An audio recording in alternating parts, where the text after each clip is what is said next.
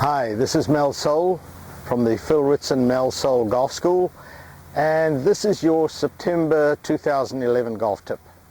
And one of my students recently mentioned that there is nowhere on my golf tips that talks about the grip, and I said, you know, I think there is, and I went and looked, and yes, back in 1997 I did talk about the different types of grips, the overlapping, interlocking and 10-finger grip, but I didn't really talk about placing the hands on the club. And this is so important. I mean, this is your only contact with the golf club, and if your grip is not right, you're not going to be a good golfer. I have never seen a good golfer with a bad grip. So if you want to be a good golfer, the grip is very, very important.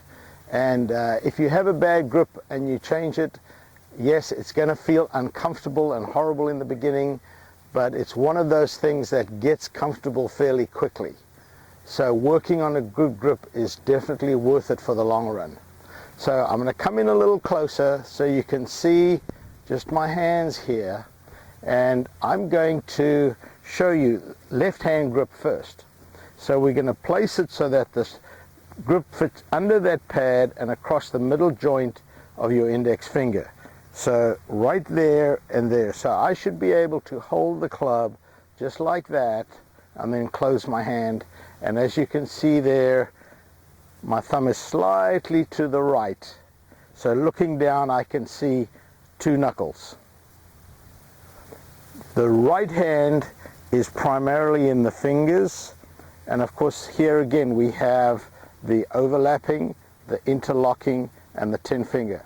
All of those are correct. The 10-finger is really for senior golfers and lady golfers that have lost some strength and need a little bit of extra power in their swing.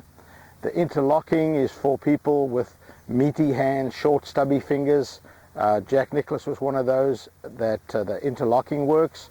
And then for most golfers, the overlapping works. Now if you have a look at the right hand on the top here, you will see people never quite want to know where this thumb goes.